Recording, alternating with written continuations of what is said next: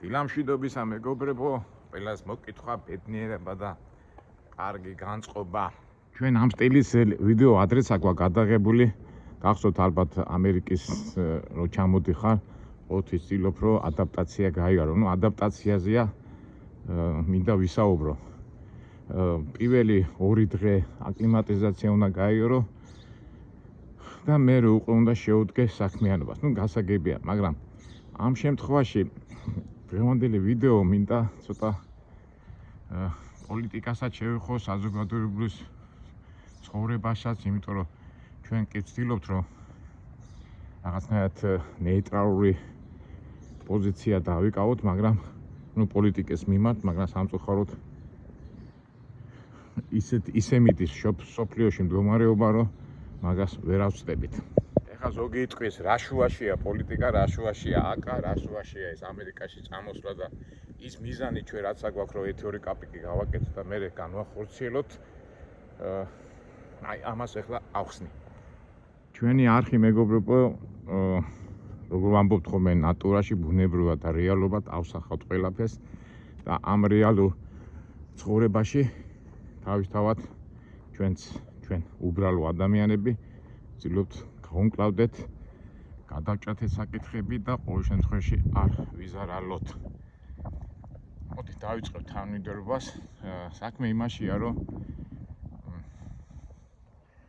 გინდა არ გინდა ამ საერთო სამყაროში ჩვენც ვტრიალეთ არა და რომ გადახედავ საინფორმაციო წყაროებს და განსაკუთრებით წინა ვიდეოში მშვიდობაზე რომ ვილაპარაკე, ომი არის თუ რაღაც არის, ცხოვრება გრძელდება და ამ ცხოვრებაში ჩვენც თავისთავად უნდა ისე გავაკეთოთ, რომ არ დავზარავდეთ. მე არანაირი პრეტენზია არ მაქვს არც პოლიტიკის, არც თქვა ჩემი რაღაც ბრძნული აზრები გადმოთქვა, რა პროცესები მიდის და როგორ მიდის და რა არის გამოსავალი, ამის არც სოდნო გვაქვს იმდენი, არც ამბიცია, მაგრამ გინდა არ გინდა მაინც მოგვიწევს, იმიტომ რომ ყველას ეს გვეხება. გუჩი რო ჩამოვედი, პატარა მანხეტეზე მომიწია გავლა და ეს ხალხი იყო გამოსული და ძალიან არ მესიამონა. ეხლა ისთვის იყო რატო და საერთო კონტექსტში რაღაცნაირი ჯაჭვი ნახე და გაუკავშირე ყველაფერი ეს პოლიტიკას. პოლიტიკა, სამყარო, მაგრამ ჩვენც ამ სამყაროს ნაწილები ვართ. ნუ ერთ სიტყვით ჩვენებურად დავიწყოთ. პირველ რიგში ეხლა ხედავთ ხო, ნახეთ, გამოვედი ზღვაზე, ეხლა ჩვენებურად წავალ, ეხლა ვივარჯიშებ, ფიზიკურ კონდიციაში მოვიყვან თავს და ამ ყველაფრისთვის სულ მაგას ვიძახი, ხო, ეს სპორტული ფორმა ყოველთვის უნდა შეინარჩუნო და მეც ამ პროცესით ვარ დაკავებული და ყველას ვინაიდან ბევრი მაყურებელი ჩვენ ვინც გვიყურებს, მეც ვცდილობ რომ ჩვენ მაყურებლებს აი ჩემი გამოცდილება და ჩემი მაგალითით ვაჩვენო როგორ უნდა შეინარჩუნო ეს სპორტული ფორმა, რომ ყველაფრისთვის რაც უნდა იყო. ნუ ეხლა ვაჩვენებთ, ეხლა მე იმას არ დავიწყებ ხა ვარჯიშის ელემენტები და რაღაცას, მაგრამ თვითონ ეს ერთ-ერთი ელემენტი, რომ ფიზიკურად უნდა იყო ყველაფრისთვის მზად. წავიდეთ ეხლა.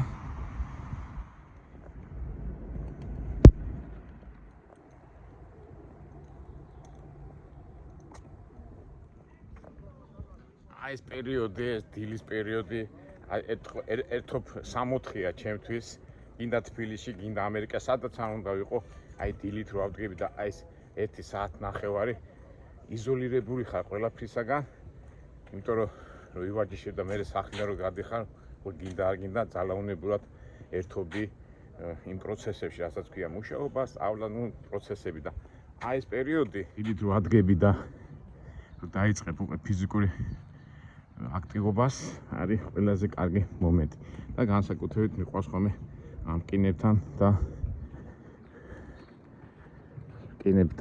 ასეთ კონსტრუქციას. Здравствуйте, как поживаете? Გამარჯობა. Ну как, держите физическую форму? Ну так. Ну и молодцы. Ничего, самое главное настроение.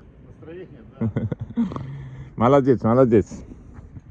რაჯობია ასე ცოცხალ ურთიერთობებს მე ამ ლაპარაკში ახლა საუბრობდით რომ იკარგება ეს ურთიერთობები და აი ესეთ სპორტული გარემოს პერიოდში ყარდება და არა მარტო ეს კაცი ძალიან ბევრ ადამიანს ვიცნობ და ასე შემდეგ რომელიც ეს დადებით ემოციებს იძლევა და იმიტომაც ვიძახი ეს არის სამოთხნო ამ თემაზე ალბათ ჩვენ მე კიდე ვილაპარაკეს და ახლა მე მოდი მივხვიდოთ ჩვენ სპორტულ გარემოს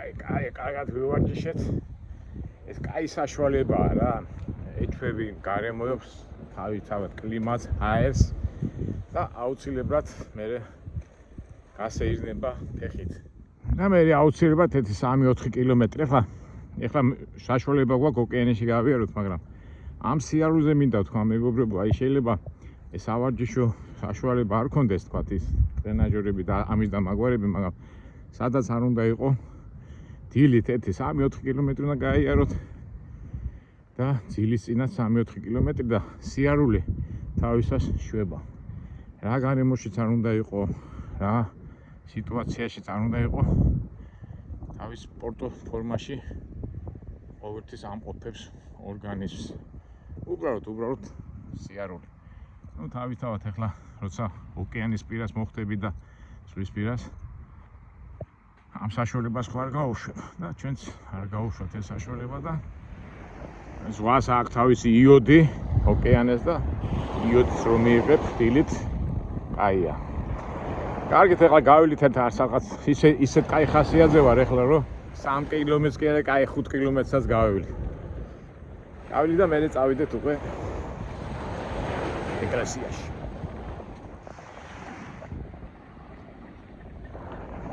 ახლა სახლისკენ წამოვედი და ბრაიტონს გამოვუყევი და ძალაუნებურად კომერციაზე და ბიზნესზე ფიქრობ რა და რამდენად ცვალებადია საბაზრო ეკონომიკა აი მაგალითზე ჩანს რაღაც 5-6 წლის განმავლობაში რამდენი რაღაცა შეიცვალა და რამდენი ყურადღება და ენერგია და ასე ვთქვათ ის გჭირდება რომ ამას შეეჩვიო ახლა რატო ვიძახი ნუ ჩვენ ხო ზოგადად საერთოდ ლაპარაკობთ ყველაფერზე და მე იქ რაღაც დასკვნები გამოგვაქვს რომ არ დავზარალდეთ ეს ასეთი ხედვას თავისებურად ადაპტაციის მომენტია აი ხედავთ ეს არის აგერ ვალეი ბანკ აქ ისტორიულად ყოველთვის იყო რესტორანი ნაციონალი რაც თავი მახსოვს მე დაანგრიეს ეთქვა გაკოტრდა თუ რა მოხდა ზუსტად არ ვიცი ქალბატონი იყო რომელიც ამას მართავდა და მე გარდაიცვალა და ვერ ნუ ერთ სიტყვით ვერ მართეს და დაანგრიეს და ააშენეს ვალეი ბანკი რა არის ახალი რაღაცა არ ვიცი ნუ ფაქტიურად ბანკია იქით მარჯვენა რესტორან ჯორჯენ ჰაუსით დგას და ყოჩაღ ბიჭები ეს ინარჩუნებენ ამ რესტორანს და იქით ქართული თონია ყარად განან და ძალიან მიხარია აი ეს ადგილი მახსოვს აქ ეს მეორე ბრაიტონზე იყო ასე ვთქვათ ტაქსების კარსერვიზი ვერ გაქაჩეს დიდი ხანი იყო ეს კარსერვიზი მე გახსნეს აფთიაქი ვერ გაქაჩეს და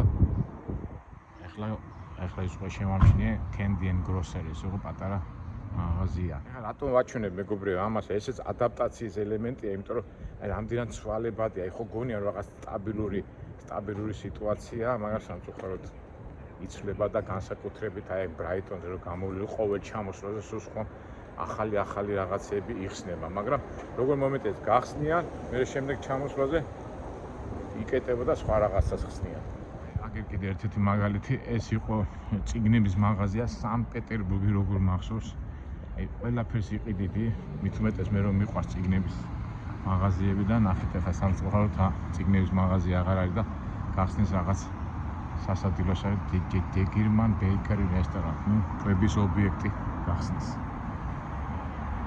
ეთქვა ორ ნაწილად გაყოშეს დიდი მაღაზია იყო სანქტ-პეტერბურგი ძალიან მაგრამ მიყვარდა ხოლმე აქ მოსვლა მაგრამ ორ ნაწილად გაყოს ეს სხვა რაღაცა ეს რა არის რებეკა ფეშენ ეს ტანსაცმლის მაღაზია ვა აქეთაც ახალი რაღაცა ეს არ მოხსოვს ადრე აქ რა იყო მით ეს ახალი კომერციული ობიექტია მაგრამ საქმების ობიექტია ვერ ვიხსენებ აქ რა იყო დაიცა მით სახტების ობიექტი. აი ეს მომენტი სამწუხაროდ აი ეს ობიექტი მეგობრებო, 1-2 წლის წინ მახსოვს ასეთ შენობა იყო და ქართველებმა აიღეს, მაღაზია გახსნეს და ისე მიხაროდა რომ ქართველების წარმატება სამწუხაროდ დაიწვა თუ რაღაცა მოვიდა არ ვიცი, მაგრამ ყოველ შემთხვევაში წავიდნენ და ეხლა ვიღაცამ სხვამ აიღო, ეს ვინ არის? ინა ვერნიკოვა, რა ვიცი, Republic Driver, რაღაცა სხვა რაღაცა უნდა გახსნა. გული დამწყდა რომ ქართველები აქედან წავიდნენ. აი, სადღაც ასეთი მონათესავე პრობლემა არის ამ შენობასთან დაკავშირებით, რა ქვია, ნატაბენ. ალბათ ეს ადრე იყო guest house-ი, ქართველები მართავდნენ და ისე ძალიან მიხაროდა, მაგრამ მერე შეიცვალა პატრონი თუ რა მოხდა არ ვიცი, თუმცა ქართულად კი აწერია მალე სოხუმში. სავარაუდოდ ალბათ ქართველები მართავდნენ. არ ვიცი. ყოველ შემთხვევაში მე იმას ვამბობ, რომ შეიცვალა სიტუაცია და ესე სწრაფად იცვლება ლანდშაფტი, ტერიტორიები და მიმდინარეობები რა, ამის თქმა მინდა. სხვათა შორის აი ეს შენობა Ocean View Cafe პირმენებს აკეთებენ, რუსული პირმენებია და ახლა 25 წელი ხო დავდივარ და დგას და დგას რა.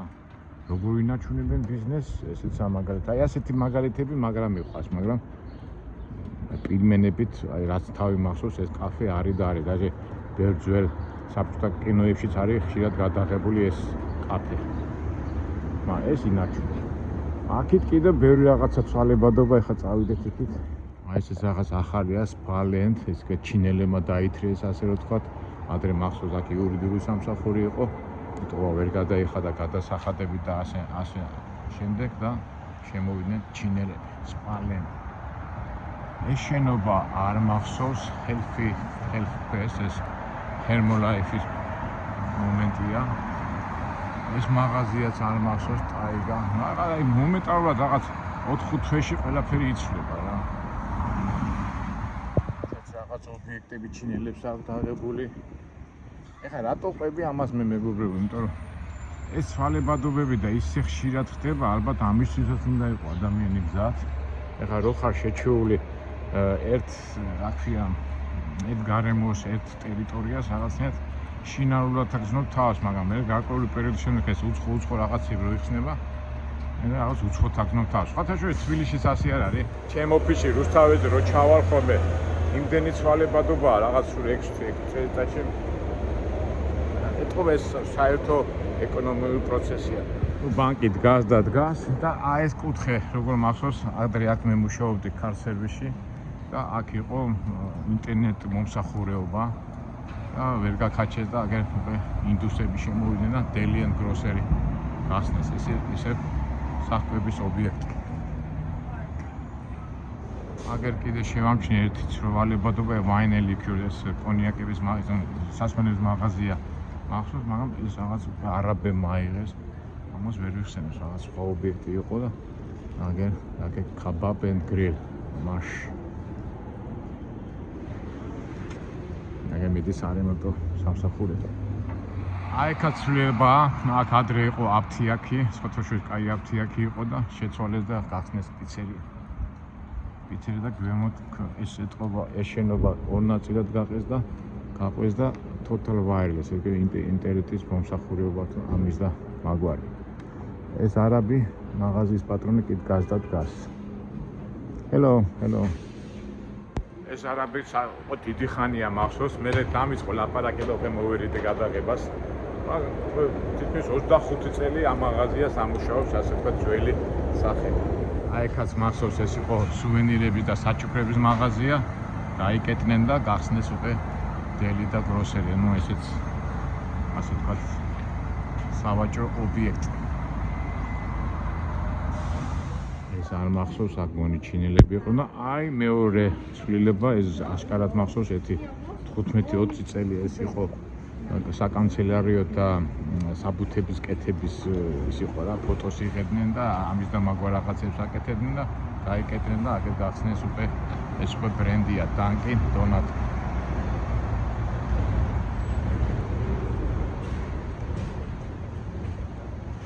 აქ Starbucks იყო და არა, მეთქი Starbucks ხარ. ნუ ერთ სიტყვით ეს დიდი ბრენდები ანაცვლებენ, აი Starbucks ეს უკვე დიდი ხანია მახსოვს. აქეთ ქართველები ამუშავებენ ამ მაღაზიას, King Meat-ი კარგია, ჩვეულებრივად მუშაობენ. მაინც რა არის, იცით, აი ეს სტაბილურად რომ მიდის ბიზნესი, ძალიან რაღაც შვიდად ახლა და აი ცვალებადობა, არ ვიცი ხა კარგია თუ ცუდია, ну მაინც რაღაც მაინც დისკომფორტი, არ ვიცი, ჩემი აზრით დისკომფორტია თავისებურად. თუმცა ეხლა საბაზრო ეკონომიკას ეს ახასიათებს, მაგას ვერ გაექცევი. ჩემ ქუჩაზე ყველაფერი სტაბილურია, ეს ნახარებს. მაგ ჩვენ ლითერ ჯორჯიაც. ეს საპარიკმახერო, ესეც რაღაც ნამცხრობის ამბებია. და რა ვიცი, ახლა გინდა ასე თქვით, გინდა ისე თქვით. სტაბილურობა უფრო წყნარ გარემოში გამყოფებს რა. რავი, ჩემი პირადი აზრია, შეიძლება ვთქვით. აი, წავედით ახლა და დავიბანო და წავიდეთ ეკლესიაში.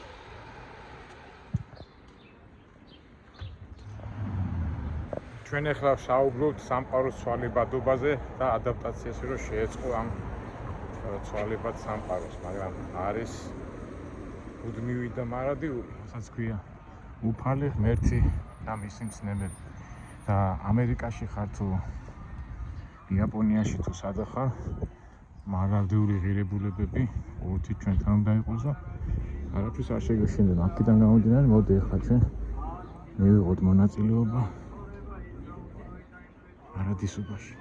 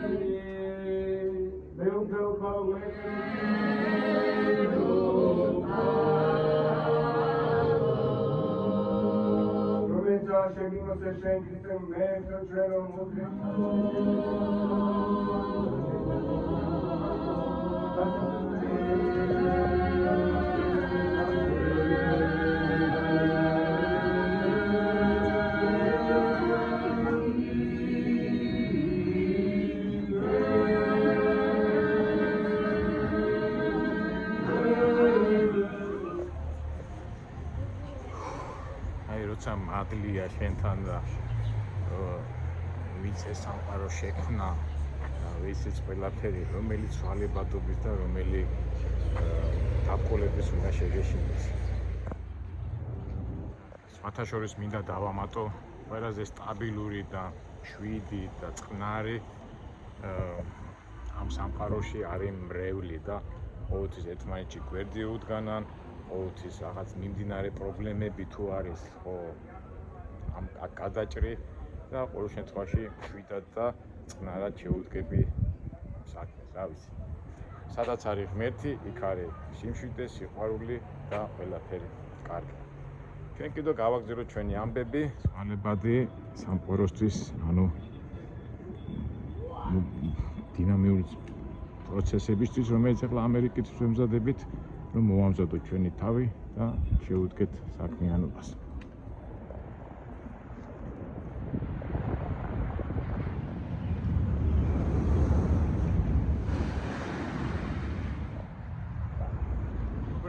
ჩვენ გავაგზავნოთ ჩვენი ეგრეთ წოდებული ადაპტაცია იმ ქვეყანაში, სადაც უნდა ვიმოქმედოთ.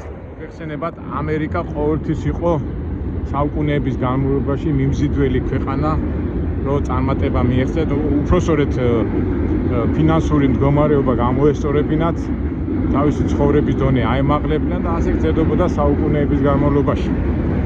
საინტერესო ადგილას მინდოდა მისვლა, კერძოდ მინდოდა მუზეუმში მისვლა, სადაც ეს კარგად არის აღწერილი, მაგრამ სამწუხაროდ სამუშაოები მიმდინარეობს და ვერ წავედით იქ, მაგრამ სამაგრად მოვიფიქრე ასეთი რაღაცა.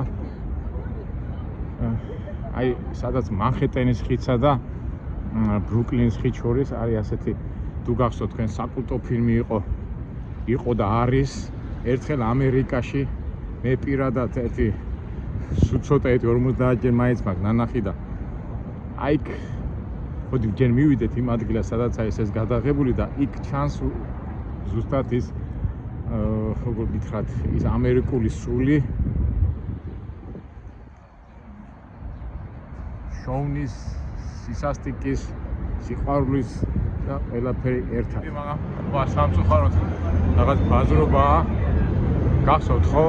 რაიცა? რაღაც ბაზრობა მიმდინარეობს, ეხლა ბაზრობა ჩვენ არ გვინდა. გადაუკეტიათ ყველაფერი.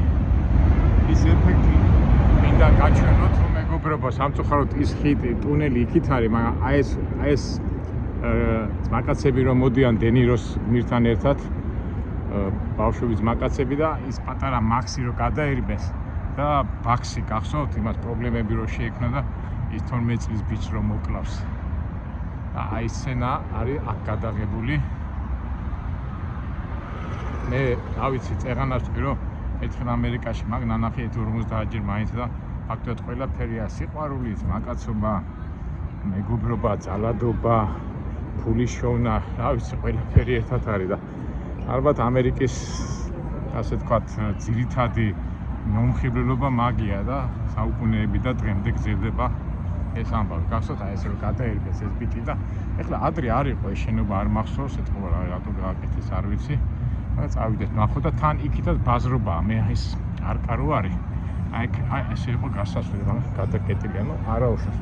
სამაგიეროდ აი ესეთ რაღაცას, ასეთ ადგილებში რომ მოდივარ იმ ამერიკულ სულს მე პირადად, ასე ვთქვათ, ადაპტაციისთვის ვიყენებ ხოლმე რა. საერთოდ ჯამში აი ამ ტერიტორიაზე ის ადგილები გადაღებული. იქითკენ ნახო, იქიდან თუ კარგად გამოჩნდება, გაჩვენებთ ყველაფერს. ბაზრობის ადგილი. ხელოვნების ნიმუშებია, თავისთავად ყიდიან. აი ხა ჩვენ ეს უფრო არ გვაინტერესებს, ჩვენ გვაინტერესებს ის ადგილი, სადაც გადაიღეს ეს ფილმი. არე დაგიფარია ეს ვაჭრობა მიდის და სამწუხაროდ, ვერ გადავიღეთ ის ადგილი, სადაც მოკლეს ის პატარა მაქსი. უტრიალი იმ ადგილს და ვერ მივედი. კერძოდ სადაც მოკლეს ის ბიჭი რა ეტყობა. მაქსი ერქვა ხო? მაქსი პატარა ბიჭი. ასია თუ ისია, ადაპტაციისთვის გონი კარგია. აქით არის ბრუკლინის ხიდი, მე-19 საუკუნის სასწაულად ითვლებოდა დაკიდულ ხიდებს შორის. აქით არის ეს მანჰეტენის ხიდი, სადაც 4 მეტროს, ანუ რკინიგზის მეტროს ვაგონების გზა გადის, ესეც ერთ-ერთი ტექნიკური წარმატებად ითვლებოდა და ზოგადად ამერიკა ყოველთვის წარმატებით სიმბოლოდ ითვლება საუკუნეების განმავლობაში. წარმატება თავისთავად არის ფულთან დაკავშირებული, ფულს მოკლება სხვა რაღაცა და ჩვენს ფაქტურად ამ ფინანსური, ანუ ფულის გულით ვართ წამოსულები. თან რო უყურეთ, რომ აი რა სასწაულები შენდება, თავისთავად ახლა ნიუ-იორკი და ამერიკა მოწინავე იყო 10-ეული წლების განმავლობაში, ახლა უკვე აზია, ჩინეთი და სხვა ქვეყნები ეწევიან, მაგრამ ამერიკა მაინც წარმატების სიმბოლოდ ითვლება. ჩვენს ვიდეოებიდან გამომდინარე, გვინდა ვაჩვენოთ, როგორ იშოვება ჩვენი ხედვიდან, ჩვენი მოქმედებით, ანუ შრომით ფული და როგორც არის რა. ადაპტაციისთვის არის საჭირო კიდევ ხალხში სიარული და მიმდინარე პროცესებში მიღება მონაწილეობა.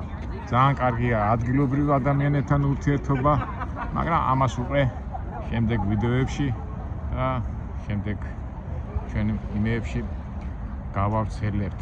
ფიზიკურად მომემზადეთ, სულიერად ხო ვარ მომზადებული და გარემოშიც ჩავჯექით და შეუპიროთ ჩვენი ამბები, არა მეგობრებო. კარგი, დაგემშვიდობებით. მომავალ საინტერესო ვიდეოებამდე იმედია გამოგვივა და იმედია ხალისი, ბრძოლის უნარიანობა, мотивация არ დაგვაყდება და კაი რაღაცებში და საინტერესო ამბებში მოხვდებით. კარგად.